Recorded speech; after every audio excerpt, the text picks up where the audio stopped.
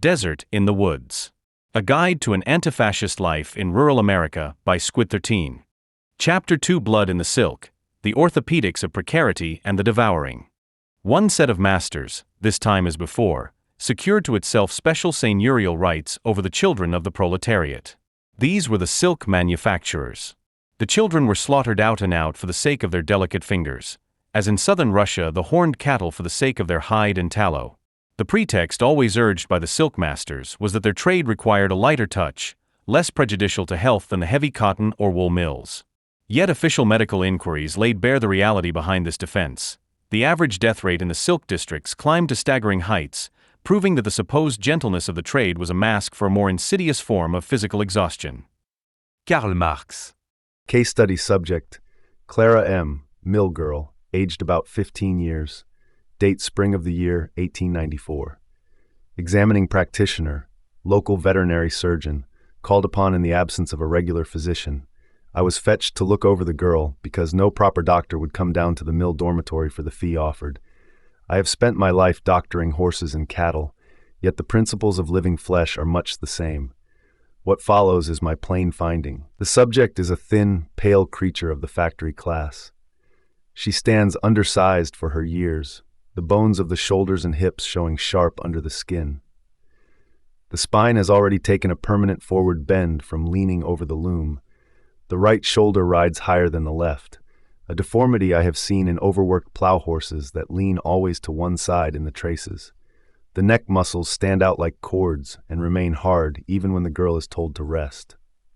She carries her head thrust forward in the manner of a beast that has pulled too long against the collar. The lungs are in a bad way.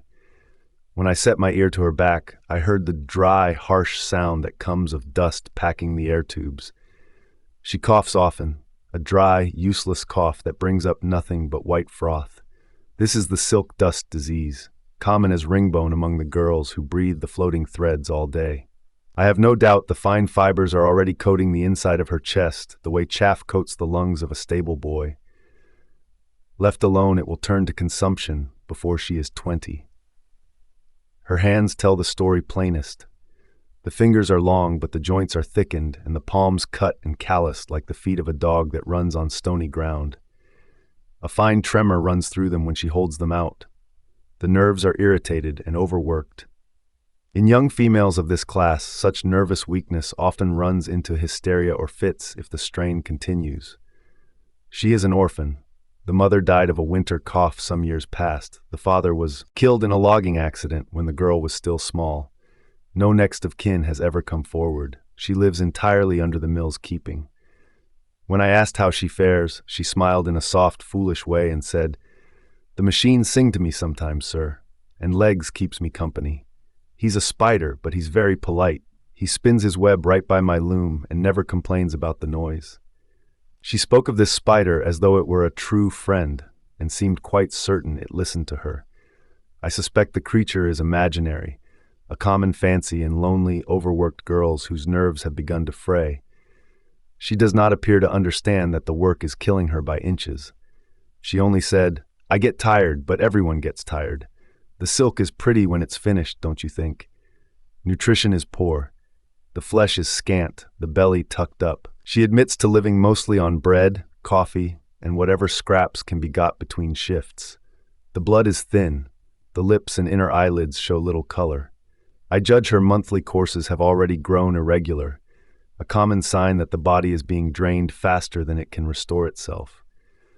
There is no fever and no open sores, yet the whole frame shows the marks of a creature worked beyond its strength.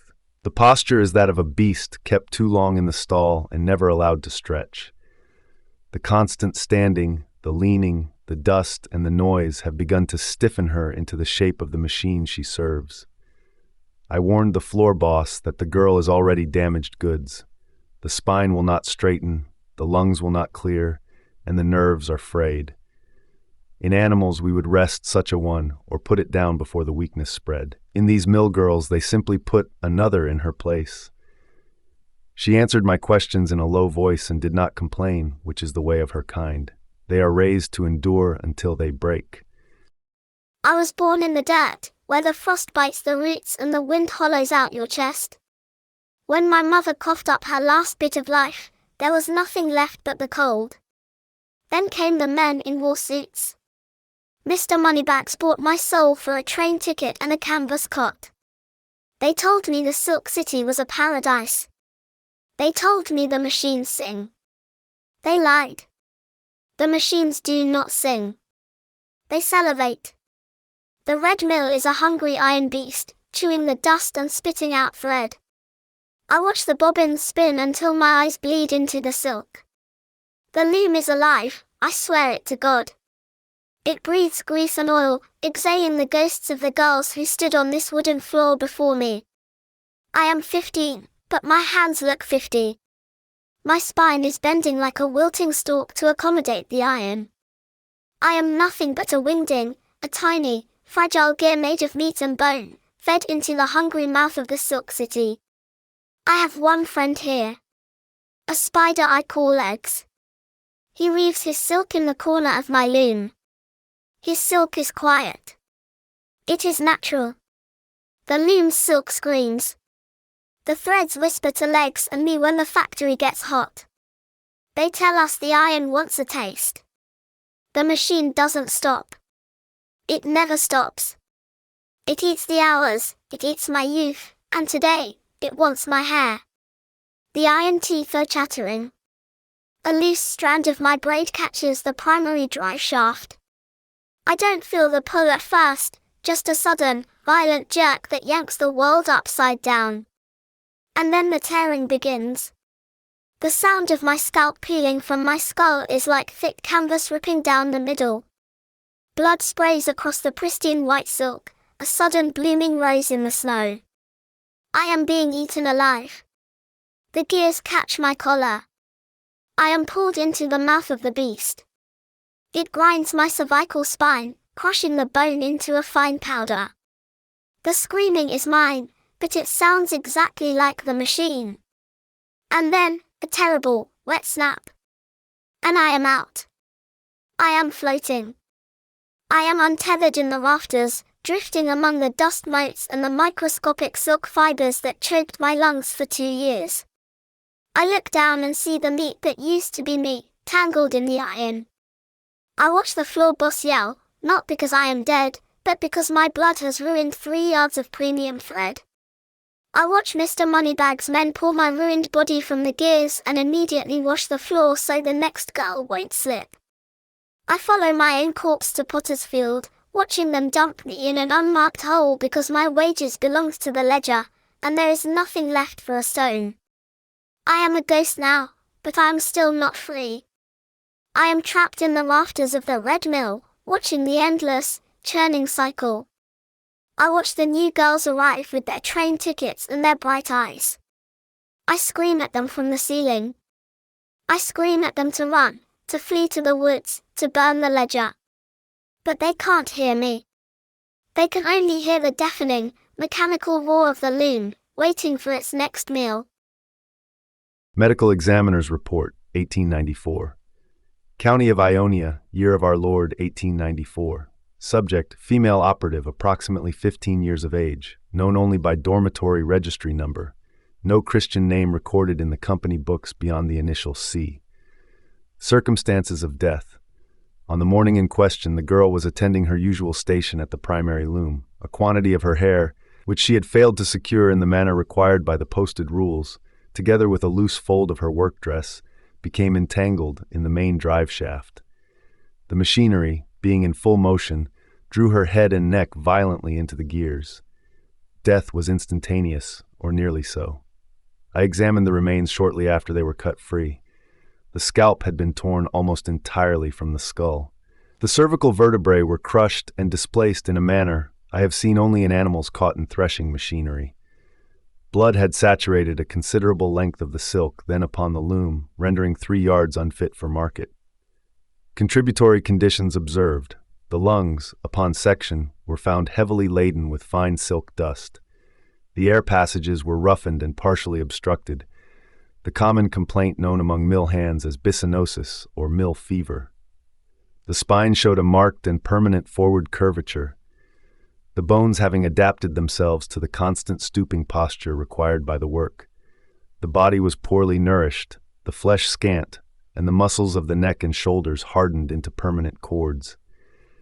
These conditions were of long standing and would, in the ordinary course, have shortened her life even without the accident.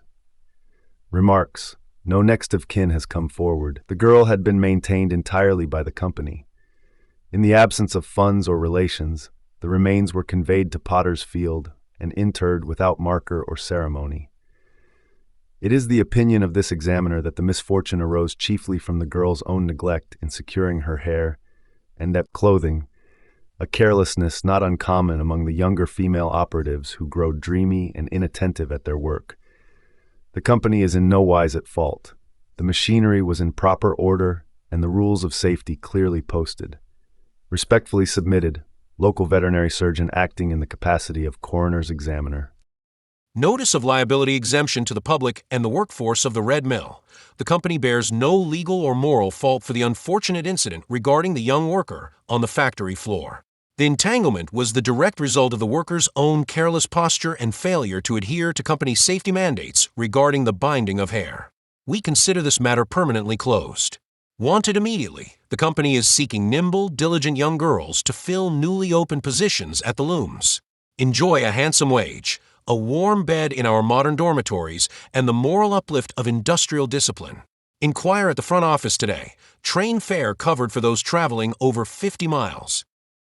The genesis of the apparatus capital did not simply stumble upon the rural interior of Michigan. It engineered the geography from the dirt up as a perfectly calibrated apparatus of capture. To comprehend the contemporary socio-spatial paralysis of Belding, Michigan, one must perform an exhaustive archaeology of its industrial genesis, stripping away the bourgeois mythology of the benevolent company town. The Silk City of the world was not an organic community nurtured by the natural convergence of human desire. It was a proprietary workhouse town, intentionally isolated to outmaneuver the labor regulations, unionizing agitations, and strikes that were increasingly common in urban centers. It was an engineered desert, designed to strictly control the flows of capital, labor, and human vitality. This early capitalist axiomatic required a highly specific, easily dominated biological input. The company built its empire on the backs of adolescent and child labor, requiring a workforce that possessed raw stamina but lacked the structural power to resist exploitation. Single girls and young women were recruited from a 100-mile radius and loaded into massive dormitories like the Bellrockton, a classical revival fortress constructed to house 100 workers and staff. Here, one witnesses the region's foundational flow break, coupure prelevement. The Belding brothers explicitly framed the maintenance of these dormitories not as philanthropy, but as a calculated business proposition designed to produce highly intelligent, contented, well-paid employees. In reality, the dormitory was a metabolic processing plant. Subjected to 9:30 p.m. curfews and a 10 p.m. lights-out mandate overseen by a disciplinary matron, the young organism was trained to sleep, breathe, and wake according to the mechanized rhythms of the loom. The child worker's body was subjugated, her intrinsic biological cadence forcibly synchronized to the relentless hum of industrial production. The somatic armor of the rural precariat when the silk industry ultimately collapsed under the weight of synthetic alternatives in 1932, the machinery of extraction was simply recoded. The monolithic brick structures of the Belding Corticelli silk mills, which had systematically disciplined and milked the vitality of rural female operatives for decades, did not vanish. Their architectural husks were retrofitted to accommodate a new species of capital accumulation. The Fordist assembly lines of Gibson Refrigerator, and eventually the planetary production apparatus of Electrolux, replaced the loom. The delicate microspatial discipline of the weaver, who once stood for 12 hours guiding fine filaments under high humidity, was seamlessly converted into the heavy, macro-industrial violence of sheet metal stamping, chemical porcelain baking, and hyper-repetitive appliance assembly. This was not a rupture in the exploitation of the local body politic, but a predatory evolution. For generations, the rural body of Montcalm and Ionia counties was subjected to this rhythmic exploitation, functioning as a captive domestic reserve of surplus labor that anchored the region's survival to the steady, deafening hum of the factory floor. The physical geography of the town was meticulously organized around this capture, transforming schools, domestic spaces, and family lineages into a conveyor belt designed to feed healthy flesh into the factory mouth. This intergenerational somatic contract was abruptly and violently dissolved during the total deterritorialization of the early 2000s. Driven by the borderless logic of NAFTA and the pursuit of cheaper non-unionized human resources, Electrolux executed a catastrophic capital flight, closing its massive 10,000 unit per day refrigerator plant in neighboring Greenville and its auxiliary operations in Belding to flee to Juarez, Mexico. This corporate exodus instantly decapitated the region's economic spine, vaporizing nearly 3,000 direct manufacturing jobs and plunging the highly specialized, dependent population into an existential freefall of foreclosures, systemic poverty, and permanent underemployment. Left behind in the wake of this scorched earth divestment was a hollowed-out economy completely stripped of its organizing principle, and a toxic scab of contaminated earth, a landscape poisoned by decades of industrial solvents, volatile organic compounds, and heavy metal residues leaching into the local water table and the Flat River Basin, leaving the community to literally breathe and drink the carcinogenic detritus of its departed. Somatic somatization and Reichian armoring the historical trajectory of corporate exploitation leaves its most permanent archives not in property deeds or municipal ledgers, but in the living tissue of the populace. When the 19th century child worker stepped onto the floor of the silk mill, her body immediately began a process of pathological adaptation. To survive an environment thick with microscopic silk flues, her pulmonary tissue underwent fibrotic hardening, sacrificing cellular elasticity to build a physical barrier against the airborne debris. Concurrently, her sensory apparatus enacted a defensive shutting down to preserve psychological sanity amid the deafening mechanical roar of the power loom. This ancestral wounding is not a historical artifact confined to the Victorian era. It is a foundational blueprint that has been continually replicated and updated across generations of the local working class. The contemporary populace has developed a collective physiological trauma that mirrors this original somatic compromise. To fully map this intergenerational scarscape, one must look beyond standard sociological data and engage with the radical somatic and characterological frameworks developed by Wilhelm Reich. Reich argued that structural oppressions and chronic psychological traumas do not remain suspended as ethereal concepts within an abstract subconscious mind. Instead, they materially condense and embed themselves within the physical musculature as a structural defense mechanism known as character armor. When a society is subjected to chronic inescapable exploitation, where their physical labor is hyperdisciplined for a century and then abruptly declared completely worthless by global capital, the collective body politic develops rigid, defensive postures to survive the perpetual assault on their basic humanity. The architecture of corporate neuromuscular capture this character armor is a literal biophysical defense network that functions at the intersection of the muscular, nervous, and endocrine systems. Under the weight of perpetual economic precarity, the human nervous system is forced into a state of chronic sympathetic overactivation.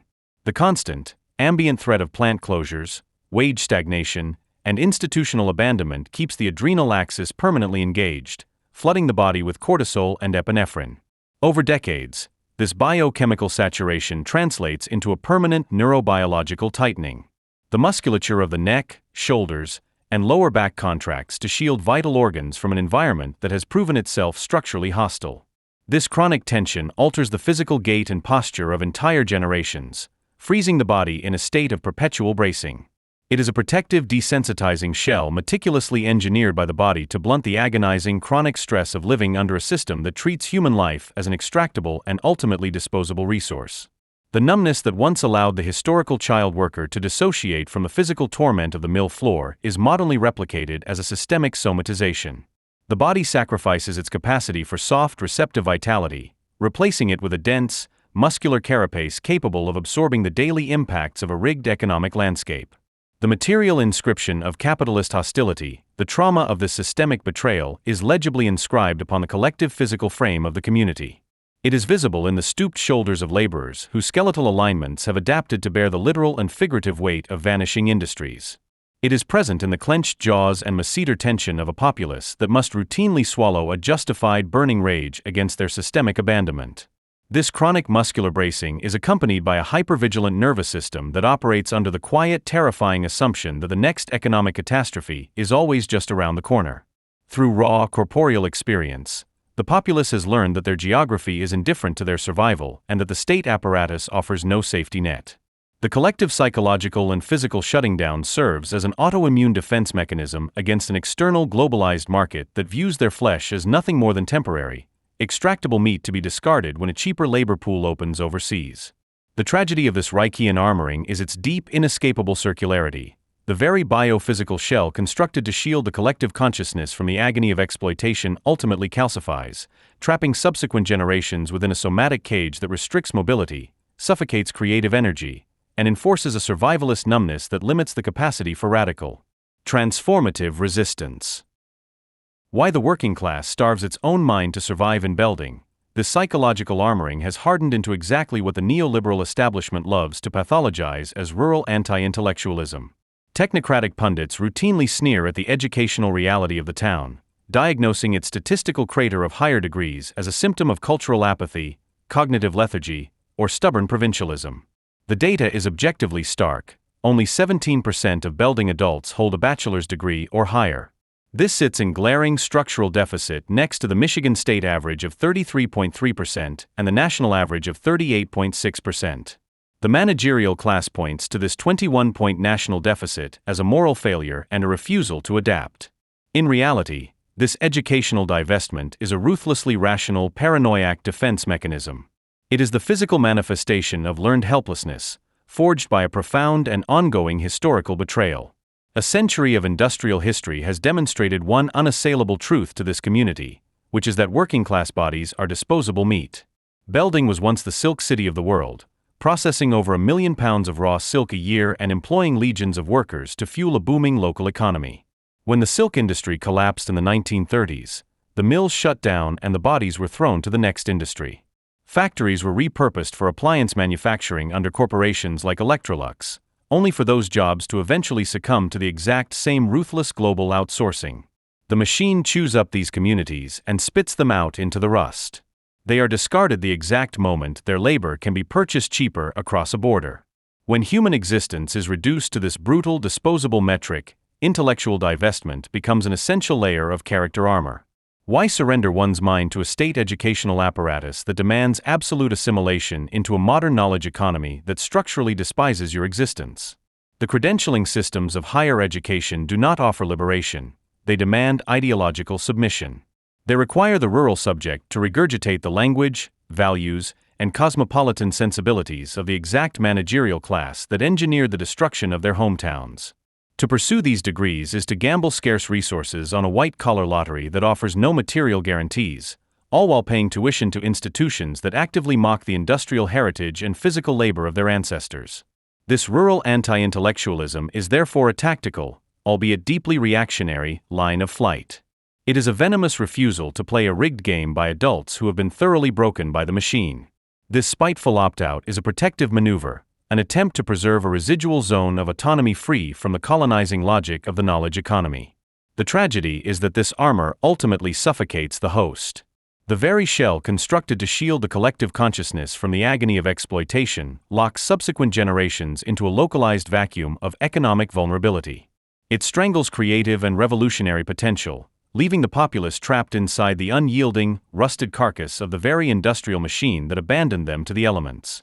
The territorialization of the domestic sphere and the reign of Alice, the factory floor, has vanished from the rural interior, but capitalist extraction has not retreated, it has simply territorialized the domestic sphere.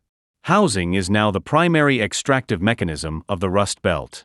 The historical company town never truly died, it merely mutated into the algorithmic property management LLC. When Belding's 19th-century silk weavers surrendered a 31.25% room and board deduction back to their employers, it was recognized as explicit paternalistic exploitation. Today, that exact economic drain is mathematically resurrected in the modern rent burden, where tenants routinely sacrifice well over a third of their wages just to maintain shelter. Capital no longer needs to own the factory to extract the workers' surplus value, it just has to own their bedroom. The contemporary dialectic of shelter operates with ruthless statistical efficiency, a reality illuminated starkly by Alice. Developed by the United Way, Alice, asset limited, income constrained employed, is a metric that quantifies the hidden working class, households earning above the archaic federal poverty level, FPL, but still mathematically starved of the income required to afford basic survival costs like rent, food, and childcare. The neoliberal state prefers to point to a sterile FPL, resting around 10.6% in Ionia County, to project an illusion of economic stability. But this metric is a structural lie. When combining those trapped beneath the FPL of $15,060 for a single adult with this massive population of Alice workers, the data reveals that 40% of Michigan households exist below the threshold of basic survival. They are stripped of assets, income-constrained, and relentlessly employed, yet fundamentally unable to afford the mathematical floor of existence. These demographic disparities expose the intersectional brutality of the rural and statewide economy. The threshold of survival is weaponized across demographic lines. The data confirms that 62% of Black households, 50% of American Indian households, and 44% of Hispanic households in Michigan are entirely submerged below the survival line, compared to 38% of white households. Most devastatingly, 73% of single female-headed households live in a state of perpetual financial suffocation. These mothers are stripped of even the historical illusion of corporate paternalism, left to navigate an economy that demands their labor while structurally refusing to fund their survival. To bridge the gap between poverty wages and predatory rent extraction, the tenant must cannibalize their own rest. The physical home is stripped of its status as a sanctuary. It becomes a leased container, a spatial commodity where an absentee landlord's ledger dictates the tenant's day-to-day survival. This subjugation is not merely economic, it is enforced somatically. When the property manager turns the key for a mandatory inspection, the tenant is physically reminded of their absolute disposability. The renter's body internalizes this surveillance. The diaphragm tightens, the breath shallows, and the chronic terror of eviction crystallizes into permanent muscular rigidity. Character armor ceases to be a mere psychological defense and becomes a literal physiological hardening of the flesh against the omnipresent threat of homelessness. The spatial double-bind and the orthopedics of precarity. Once armored by the rent trap, the rural worker is strapped into the primary orthopedic apparatus of late-stage capitalism, the solo commute. The isolated worker is caught in an engineered spatial double-bind, a geographic manifestation of the psychological traps described in mid-century family systems theory. The resident must either pay hyperinflated prices for basic nutrition at localized monopolies, such as the local Lepping's Food Center, or feed the automotive machine to drive over 6 miles to the nearest regional supercenter. Because 80.8% of the workforce is forced into private vehicles for an average 27.8-minute solitary drive, the steering wheel has effectively become the new loom of the post-industrial era. The physical posture of the driver is a textbook study in somatic distress. In Reichian terms, the ocular segment strains from hypervigilance, the cervical segment clenches against the unrelenting anxiety of fuel costs and maintenance, and cortisol perpetually floods the sympathetic nervous system. The windshield containerizes the workers desiring production within a hermetically sealed steel cage, ensuring they perceive neighboring drivers as hostile competitors for space and speed, rather than as class comrades. Like a mind being hammered into docility by a relentless industrial machine, the driver's psyche is hammered into total isolation by the M44 corridor and the broader regional transit grid.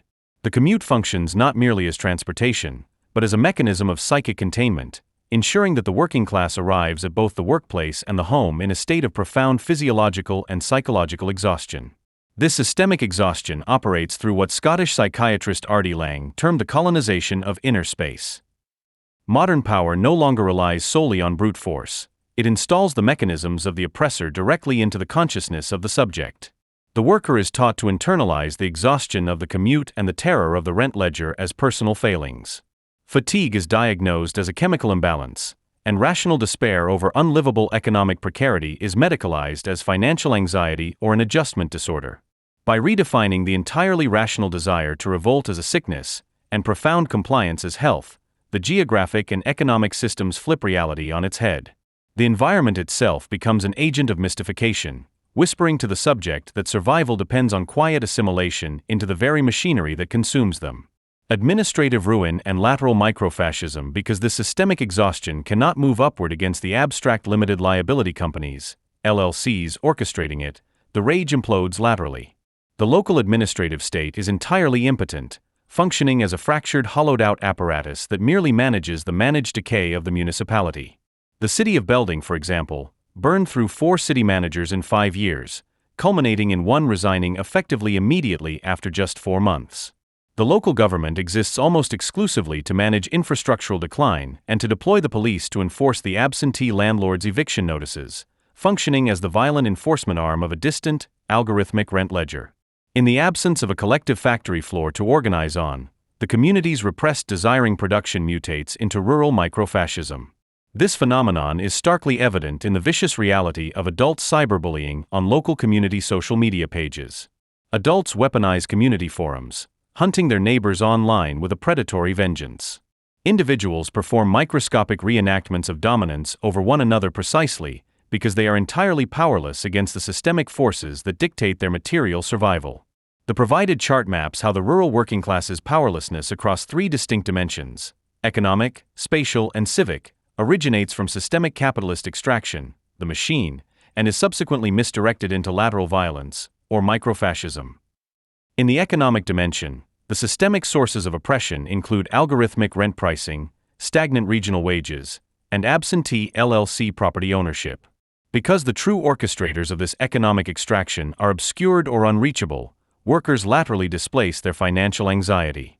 This manifests as the hyper-scrutiny of their neighbors' consumption habits and cyberbullying directed at those perceived to be using welfare. In the spatial dimension, the systemic machine isolates workers through an 80.8% solo commute rate, a lack of public transit infrastructure, and general geographic isolation. This physical alienation and lack of mobility are displaced into territorial hostility. Instead of dismantling the transit grid, this frustration results in aggressive driving, intense disputes over parking spaces, and an extreme reactionary hostility toward outsiders or transient populations. Finally, in the civic dimension, the root cause is a total collapse of local municipal efficacy, compounded by high turnover in city management. Unable to exert real democratic control over their material conditions or challenge the state landlord axis, workers displace this civic powerlessness into symbolic arenas. This results in a fierce fixation on cultural warfare and the hyper-policing of youth behavior and local school board decisions. This exact mechanism of displaced, impotent rage fueled the psychotic fetishization of the local high school mascot. When the local school board unanimously voted to drop a racist moniker in December 2016 and transition to the Black Knights, the community erupted into bitter cultural warfare. A secondary controversy even emerged over whether the new logo should be permitted to feature a sword. When an innocent foam sword was brought onto school grounds, it triggered a massive administrative debate. The hyperfixation on preserving a weapon in a high school logo perfectly illustrates the schizoanalytic concept of reactionary investment. A populace completely stripped of the actual means of production desperately clings to symbolic, phallic weaponry. The adult community fights to the death over a foam sword precisely because they continue to fail to fight the LLCs extracting their lifeblood. They project their repressed desire for actual agency onto an artificial cultural battlefield, allowing the capitalist axiomatic to remain entirely undisturbed while the community cannibalizes its own social fabric. The crisis of traditional methodologies in soulless geographies historically, radical social work and community organizing have been treated as separate, sequential, or hierarchical stages of intervention. The foundational assumption has been that the social worker stabilizes the individual in crisis, managing their acute trauma, securing housing or food, and addressing mental health deficits, thereby preparing them to eventually become a rational, self-interested actor capable of participating in the organizer's political campaign. However, in an atomized, geographically dispersed rural landscape devoid of institutional anchors, maintaining a separation between these two practices guarantees the failure of both. Traditional social work inherently risks pathologizing the very individuals whose psychological fractures might open new possibilities for resistance.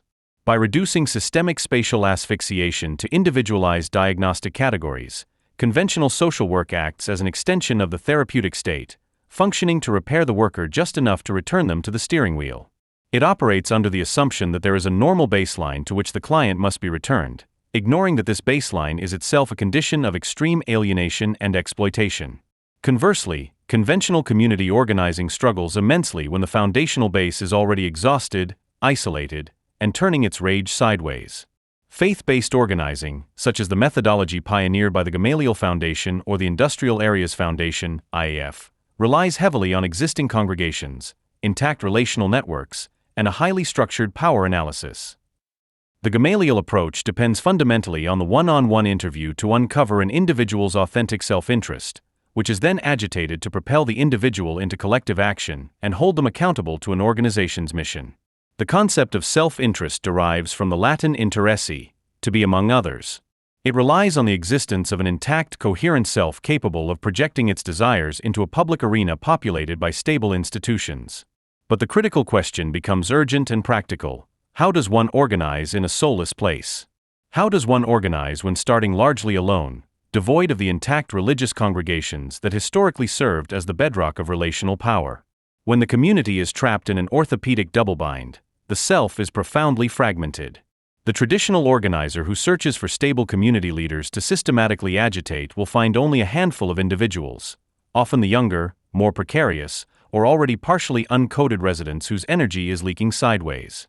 Waiting for a stable institutional base that no longer exists is a recipe for total paralysis. Faith-based organizing must innovate beyond its historical reliance on polite relational power and intact congregations. It requires radically new tools capable of working with populations whose trust has been obliterated by lateral microfascism and whose psychic structures have been fractured by the transit grid. Metanoia, breakdown as breakthrough in the atomized subject. To navigate this impasse, the insights of R.D. Laing offer a decisive theoretical and practical foundation for a new integration of care and agitation. In The Politics of Experience, Laing famously posited that what conventional society labels as madness is often a perfectly rational adjustment to an insane, unlivable world. Laing argued that the condition of alienation, of being asleep, of being unconscious, of being out of one's mind, is the condition of the normal man. Society highly values this normal man, educating children to lose themselves in absurdity and compliance in order to survive. Crucially, Laing introduced the concept of metanoia into the psychiatric lexicon, a process of fundamental psychological transformation precipitated by crisis, breakdown, or existential conflict. Moving away from the biomedical model that views psychosis merely as a disease process to be arrested, Laing argued that madness need not be all breakdown. It may also be breakthrough. It is potentially liberation and renewal as well as enslavement and existential death. What conventional systems label as individual pathology or community dysfunction can, under certain conditions, be the precise moment when the closed circuit of character armor begins to crack, initiating a voyage of healing and an uncoding of the false self-system.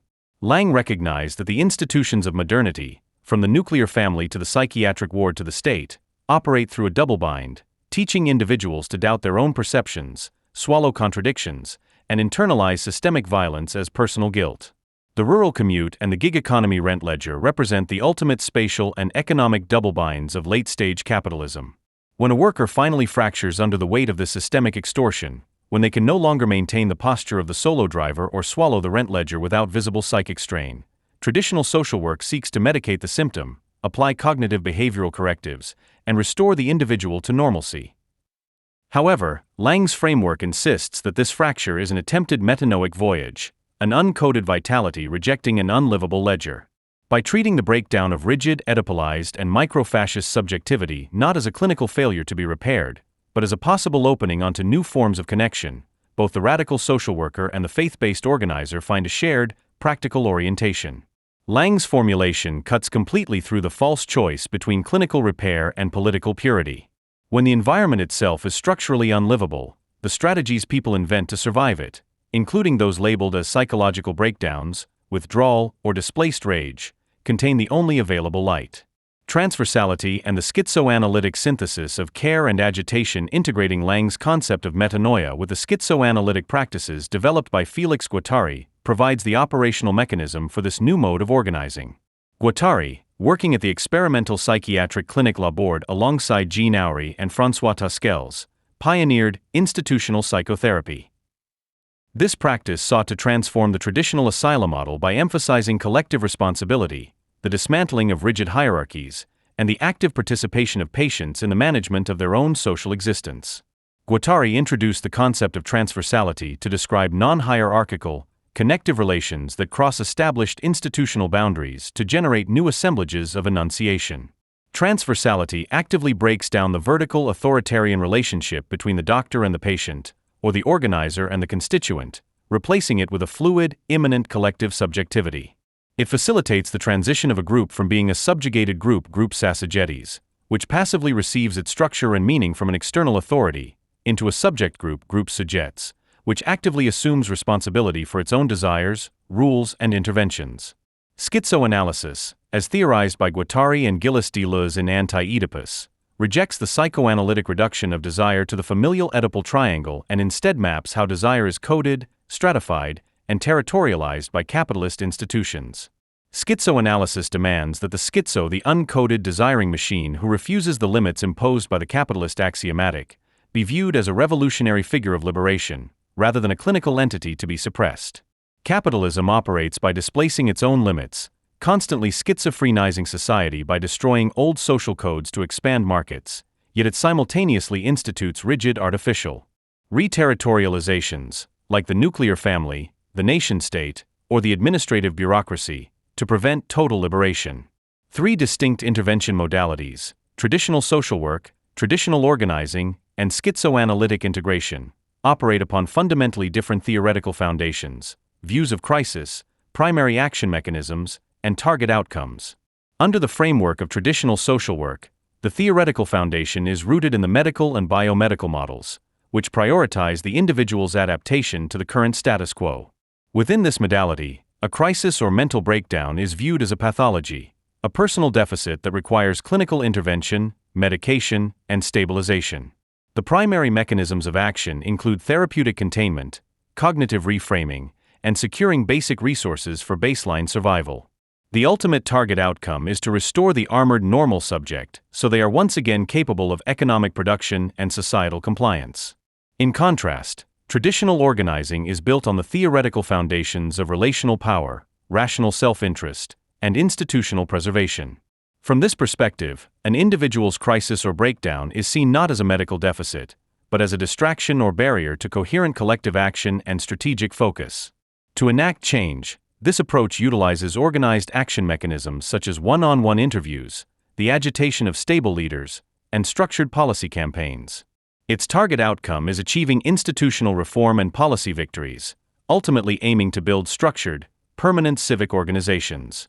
Finally, schizoanalytic integration rejects both clinical adaptation and institutional reform. It draws its theoretical foundation from transversality, metanoia, and the concepts of anti-Oedipus. Here, a crisis or breakdown is viewed as a breakthrough, a complete rejection of the systemic double-bind and a structural rupture that offers new, liberating lines of flight. The primary action mechanism involves hacking space, mobilizing the crack in the system, and treating disruption as crucial systemic information rather than something to be contained or ignored. The ultimate target outcome is jamming the connective grid of capital, uncoding desire, and generating autonomous subject groups grounded in mutual aid. In practice, synthesizing transversality and metanoia means refusing to automatically seal every crack in the subject's armor. The social worker who encounters a resident whose anxiety, rage, or withdrawal is disrupting the expected performance of coping must treat the disruption as vital cartographic information rather than a behavioral deficit. Similarly, the organizer who finds only a handful of people willing to meet, often those already partially uncoded, experiencing acute precarity, or highly cynical toward institutions, must begin with those small, fragile gatherings rather than demanding a stable institutional base that no longer exists. The task for both the social worker and the organizer is not to decide in advance which fractures are politically acceptable, but to create the conditions in which those fractures can be shared, examined, and redirected against the abstract machines of capital, rather than driven back underground by medication or turned against neighbors via cyberbullying. In a place where the ordinary institutions of solidarity have thinned to near invisibility, the most realistic starting point is often the person who is already coming apart. Freirian codifications and the tactical sabotage of space to break the machinery of the spatial double-bind. The intervention must rely on tactical, spatial sabotage driven by Paulo Freire's concept of codifications, combined with the abrasive agitation of the Gamaliel methodology. Freirian pedagogy relies on problem-posing education, wherein the teacher and learner mutually analyze their realities to achieve conscientization, the critical awareness that the world is not fixed but open to radical transformation. This stands in direct opposition to the banking model of education, which treats the oppressed as empty vessels to be filled with the ideology of the dominant class. A central tool in problem-posing education is the codification, a visual, auditory, or thematic prompt, such as a photograph, a song, or a physical object, that captures a localized existential contradiction. The codification allows the oppressed to distance themselves from their immediate reality, decode the contradictions of their limiting situations, and critically analyze the mechanisms of their oppression. In the rural context of Belding and the M44 corridor, the community must be forced to visually and emotionally decode the steering wheel and the rent ledger. These objects must be recontextualized not as inevitable, natural facts of geography or economics, but as hostile, engineered weapons of extraction. The faith-based organizer's agitation must be deployed here to probe the exposed nerves of self-interest, asking, why do you accept the cannibalization of your own time and physiology to enrich the automotive and real estate monopolies? By identifying the raw, unmedicated pain of the commute and the housing market, the organizer and the social worker can collaboratively outline active lines of flight to jam the connective grid. Traditional organizing waits for consciousness to be fully formed before taking action. Schizoanalytic organizing recognizes that action and consciousness are formed simultaneously in the crucible of tactical intervention. Jamming the grid, commuter cooperatives and the schizo lounge, we must outline active lines of flight to jam the connective grid. First, the 80.8% solo drive rate must be obliterated via autonomous commuter cooperatives. By replacing the total isolation of the private car with worker-operated passenger vans, the commute is forcefully deterritorialized. It is transformed from a mechanism of somatic alienation and Reichian distress into a mobile culture circle. In the shared transversal space of the cooperative van, the ordinary rules of armored interaction are suspended. The commute becomes a dialogical space where the breakdown of the individual driver, their exhaustion, their anxiety over fuel, their frustration with the workplace, is shared and politicized, allowing it to become the breakthrough of the collective. The van becomes a temporary subject group, capable of mapping its own desires and identifying its own systemic enemies, effectively severing the psychic isolation engineered by the transit grid. Simultaneously, the community must deploy the schizo lounge, an unpermitted tactical hacking of hollowed-out corporate autoplazas and abandoned commercial asphalt deserts. This concept draws historical inspiration from Lang's Kingsley Hall, 1965 to 1970, an experimental, non-hierarchical community in London's East End where individuals were allowed to journey through their psychological crises without forced medication, lobotomies, or restraints. At Kingsley Hall, the boundaries between doctor and patient were radically blurred, attempting to create a safe haven for individuals to fully immerse themselves in their inner journeys. While Kingsley Hall ultimately succumbed to internal chaos and intense hostility from the surrounding local community, its foundational ethos of treating madness as a valid metanoic journey remains vital.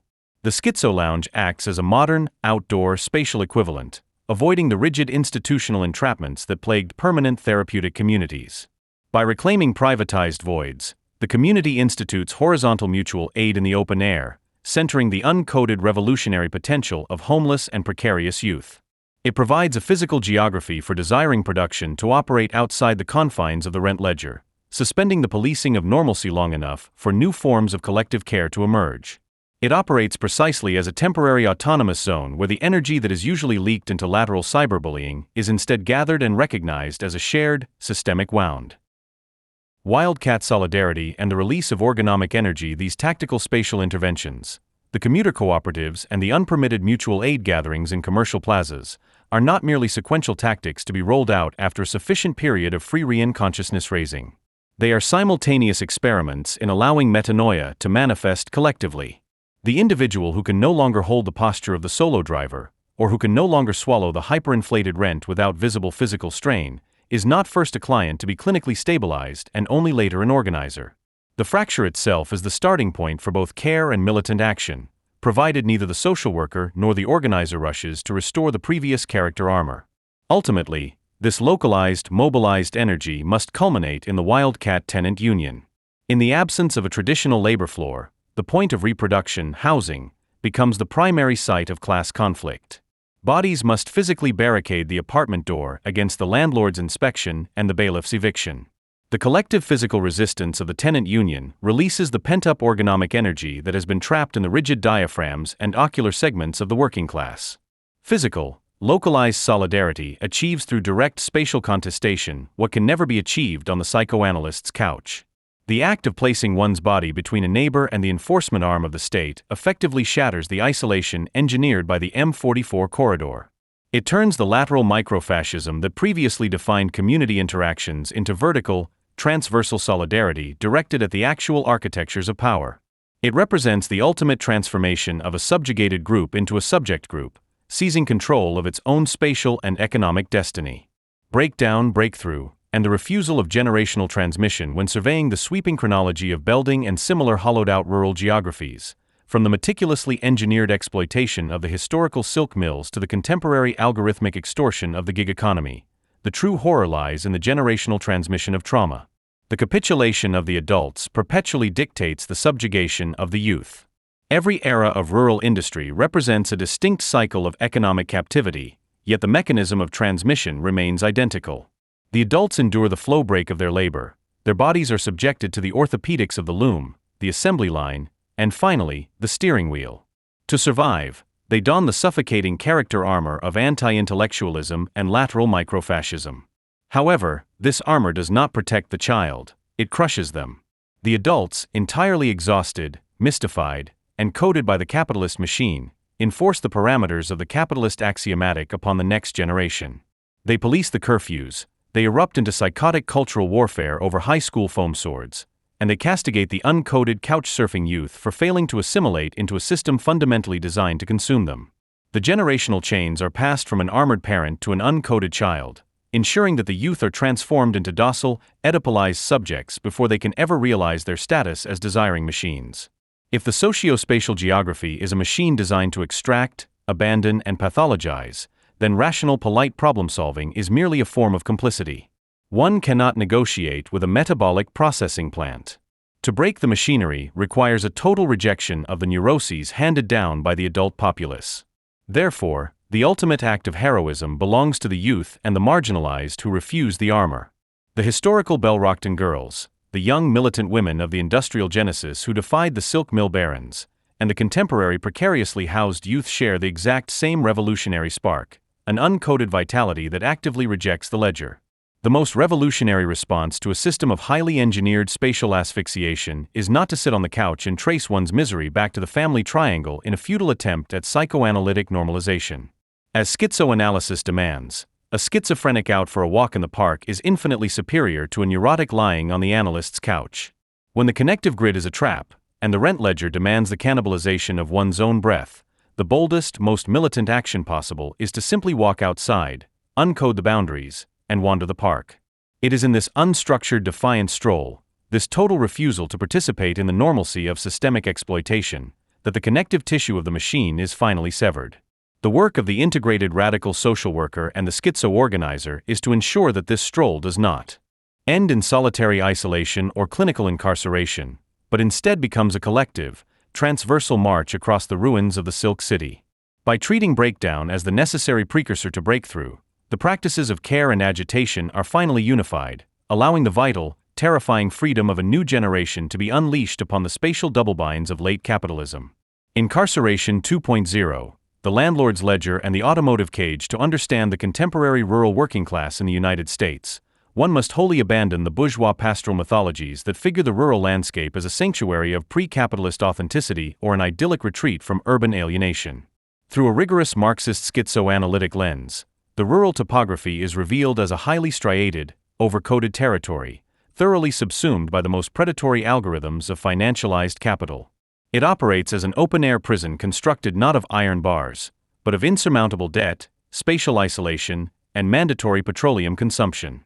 The architecture of this prison is empirically legible in the stark material precarity that bifurcates the socius, a profound economic chasm defined by a $23,680 median income for renters positioned against an $86,520 median income for homeowners. This discrepancy is not an accident of the market. It is a meticulously engineered ontological quarantine. The working-class renter is subjected to a staggering 33.9% average rent burden, rendering their existence a perpetual state of hemorrhage, a slow draining of vital lifeblood into the body without organs of capital.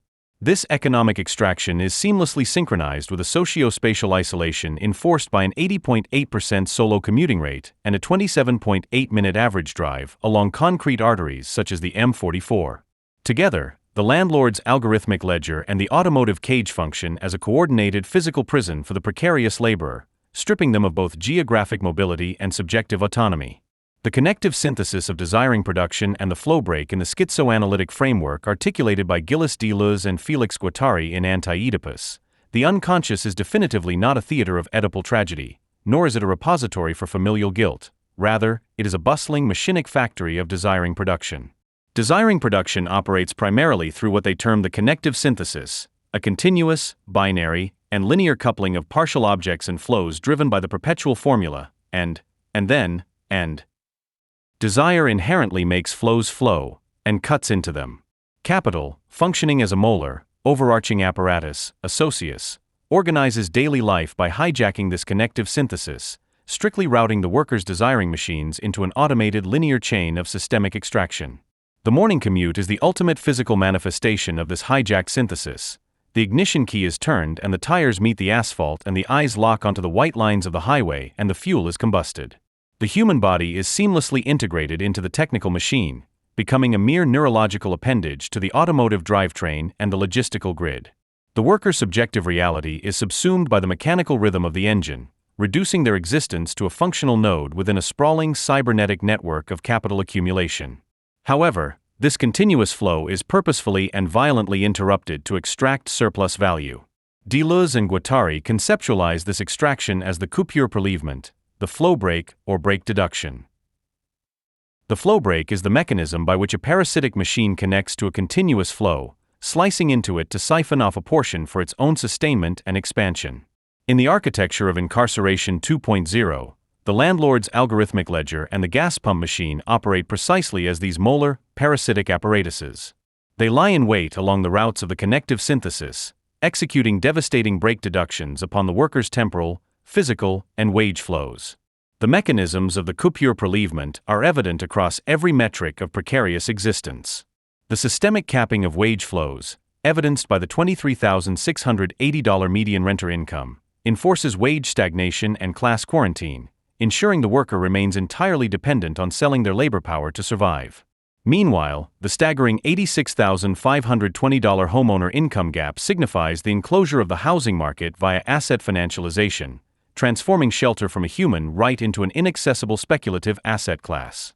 The 33.9% average rent burden is a direct result of algorithmic price fixing, such as RealPage, executing an automated monthly deduction of a third of the worker's survival capacity, routed directly to corporate landlord LLCs. Geographically, the 80.8% solo commuting rate imposes spatial isolation and hyper-individualization, forcing the detachment of the worker from communal transit and mandating individualized petroleum consumption. Finally, the 27.8-minute M44 drive functions as temporal and somatic extraction, stealing nearly an hour of uncompensated daily life, extracting physical vitality, and enforcing muscular armoring. The most insidious of these modern flow breaks is the algorithmic property management system. Operating as a vast data-driven cartel, these systems ingest non-public lease data, occupancy rates, and pricing metrics from competing landlords to enforce artificially inflated rental floors across entire metropolitan and rural geographies. The software coordinates resistance to price decreases, actively constraining supply by recommending that units remain vacant rather than lowering rents to meet market demand. This is the capitalist paranoiac machine in its purest form, an enchanted recording surface that arrogates to itself all the productive forces, acting as a quasi-cause that extracts value without contributing to production. The algorithm demands compliance through auto-accept functionalities, effectively eliminating independent human decision-making and replacing it with a synchronized industry-wide extortion. The rent burden is thus an automated mathematical slice out of the worker's survival capacity. Similarly, the gas pump performs a physical and temporal flow break on the commute itself, extracting capital in exchange for the hydrocarbon fuel necessary simply to return to the site of labor exploitation.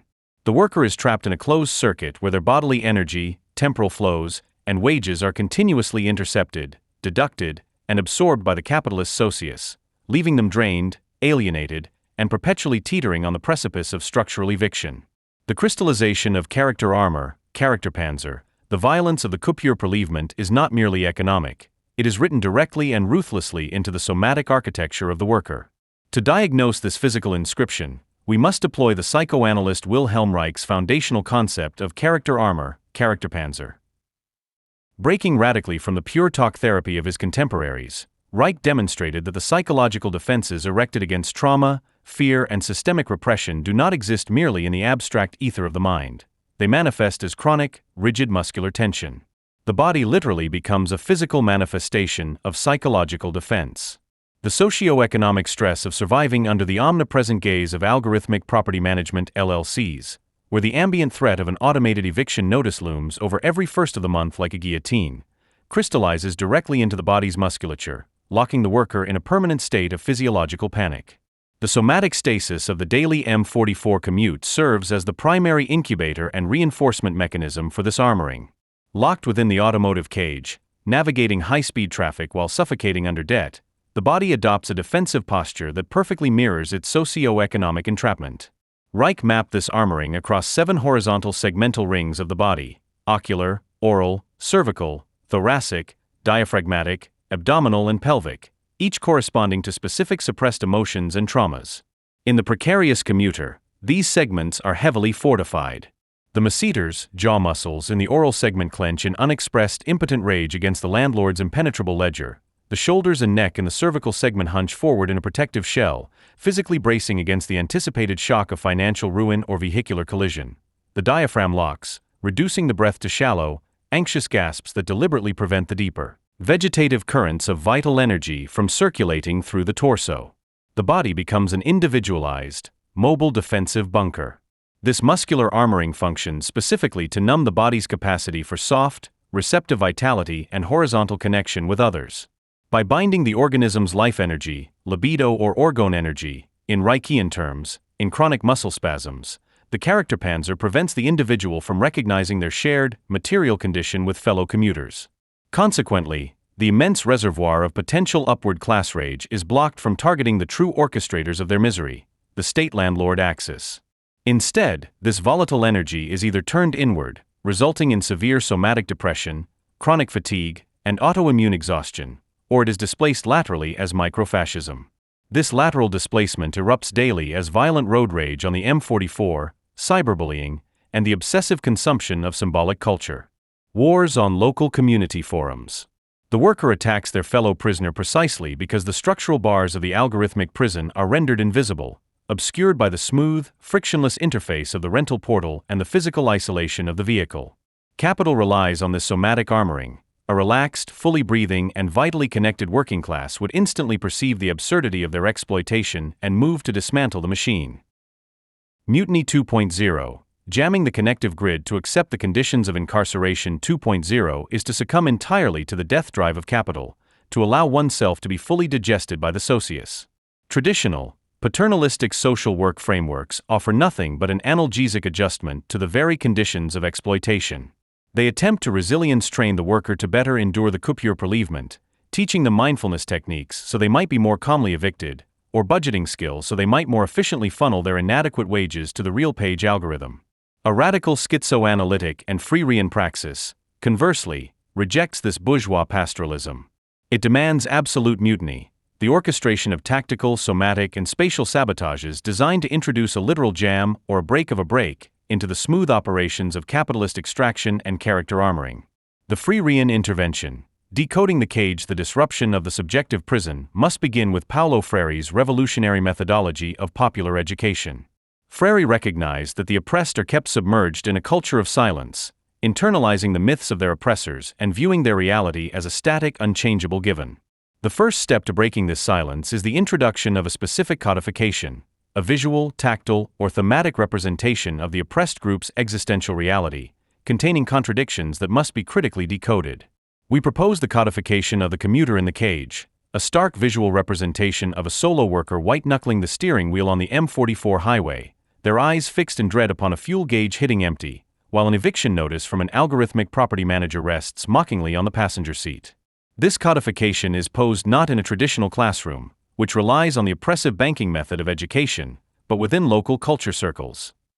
These circles are egalitarian spaces of dialogical learning where the false dichotomy between teacher and student is obliterated, replaced by co-investigators of reality.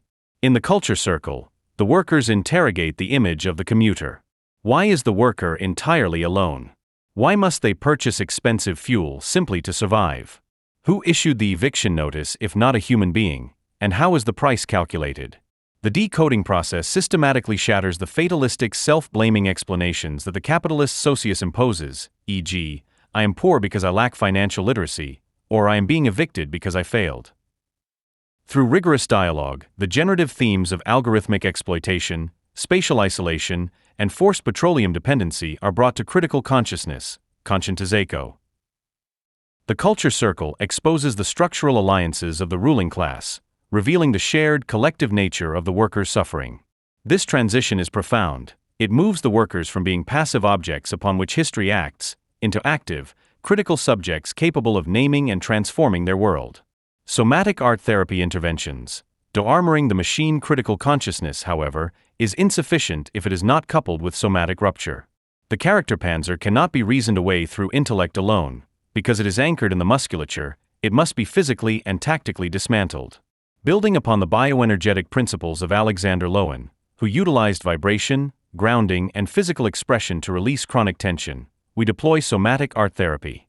The following 6 wildly creative, highly tactile, and transcursive interventions utilize historical and contemporary debris to facilitate somatic de-armoring.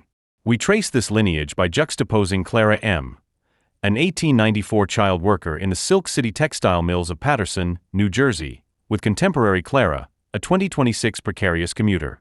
4 Clara M., 1894 mill girl, the Paterson Mills, powered first by the Great Falls of the Passaic River and later by coal-fired steam engines, produced 90% of U.S. silk goods in the early 20th century. These mills, such as the Barber Flax Spinning Works and the Reinhardt Mills, were deafening, dexterity-intensive factories that demanded the complete subjugation of immigrant child bodies to the rhythm of the power looms, enforcing 55-hour workweeks under brutal conditions. Clara M.'s interventions utilized the historical means of her exploitation to forge a somatic defense. The bobbin cocoon, the anti-machine shroud, the scenario and execution.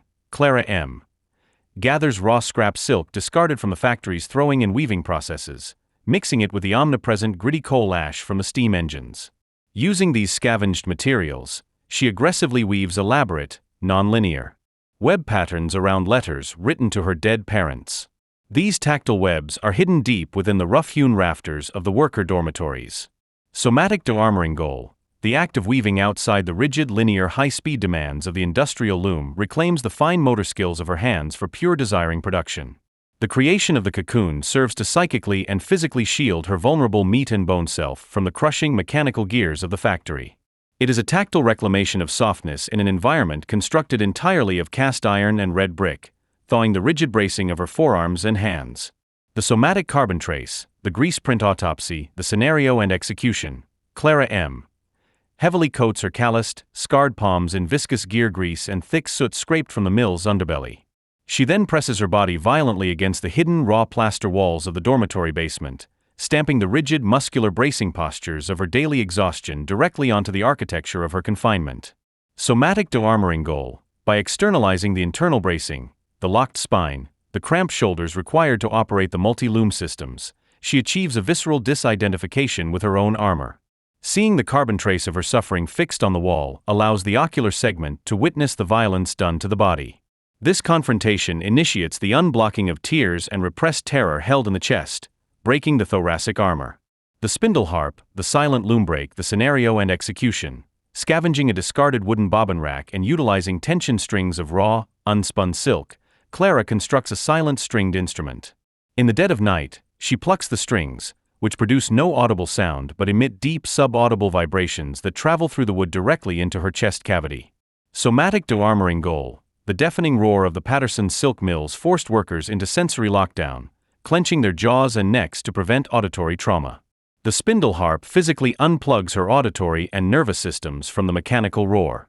By using bone conduction and micro-vibrations, she thaws the cervical and diaphragmatic armor, restoring a private rhythmic autonomy to her heart rate and breathing, bypassing the factory's sensory assault. 4 Contemporary Clara, 2026 precarious worker. Contemporary Clara is trapped not by the physical loom, but by the automotive cage, the renter income trap, and algorithmic LLCs like RealPage. Her interventions repurpose modern industrial detritus to break the digital and spatial siege. The windshield panopticon, the oil resin cartography, the scenario and execution. Clara retrieves massive sheets of clear acetate and layers them over the windshield of an abandoned vehicle in a salvage yard.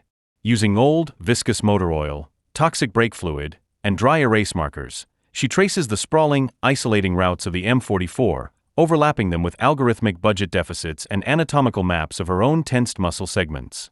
She then fuses the entire chaotic assemblage into a rigid pane using industrial resin. Somatic de-armoring goal. This intervention forces the ocular and cervical segments out of the hypnotic forward-facing trance of the commute. By mapping the geography of exploitation directly alongside the geography of her own muscle tension, she visually and tactily connects the macrostructure of financialization to the microstructure of her bodily pain. It shatters the isolation of the solo commute, replacing the narrow gaze of the highway with a broad systemic vision of class war. The algorithmic rent tapestry, the anti-ledger, the scenario and execution. Clara gathers a massive accumulation of shredded real-page rent bills, eviction notices, and synthetic plastic waste from local factory runoff.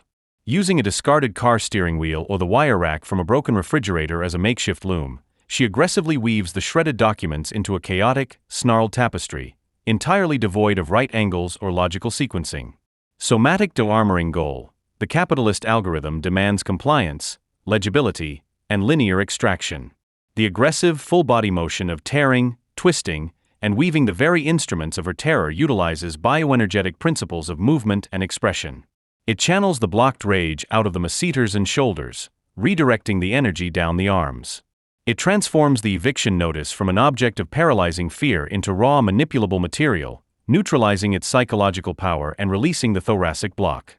The plaster muscular cast, the armor shatter ritual, the scenario and execution. With the help of her culture circle, Clara's upper torso, locked in the rigid braced posture of the commuter, is cast in heavy medical plaster. Once hardened, the shell is removed and filled with wet, heavy clay and industrial iron filings, creating a dense, grotesque statue of her own character panzer. Armed with a heavy ball-peen hammer, she violently smashes the cast to dust. Somatic de-armoring goal. This is the ultimate Reichian catharsis. The physical exertion of swinging the hammer forces a massive intake of oxygen, shattering the diaphragmatic block that has held her breath in shallow suspension. The violent destruction of the cast models a metanoic breakthrough, allowing the body to experience the absolute release of chronic tension. It floods the nervous system with repressed vegetative currents of vital energy, preparing the body for genuine militant action. Tactical action. Flow breaking. The extract of the somatic and psychic energy liberated through these de-armoring interventions cannot be allowed to dissipate into a vacuum, nor can it be channeled into liberal electoral politics. It must be immediately mobilized into direct, tactical action that physically jams the connective grid of capital. The first tactical escalation is plaza hacking, the militant occupation of corporate commercial parking lots. By seizing these striated asphalt spaces of consumption and transforming them into smooth, unpermitted zones of horizontal mutual aid, distributing food, medical supplies, and conducting popular education, the workers execute a spatial flow break. They intercept the flows of commerce and replace them with decoded flows of working-class solidarity, effectively short-circuiting the logistics of local capital. The second escalation is the tenant union blockade. Recognizing that the algorithmic landlord relies entirely on the seamless, unchallenged execution of the eviction prelevement, the de-armored workers utilize their reclaimed physical vitality to physically barricade the doors of targeted apartments. They insert their bodies into the gears of the legal financial machine, effectively rejecting the automated eviction notices generated by price-fixing software cartels. By physically stopping the bailiff at the door, they translate the psychological break of a break into a concrete material stoppage of capitalist extraction, asserting the primacy of human life over the landlord's ledger. Desertion 2.0. The nomadic conjunction. The ultimate objective of schizoanalysis and Freirean pedagogy is not the renegotiation of the terms of surrender. We utterly reject the reformist addiction of petitioning municipal gatekeepers, pleading for slightly lower rent caps, or begging the state for an extra lane on the M44 highway to ease the commute. These actions are fatal traps.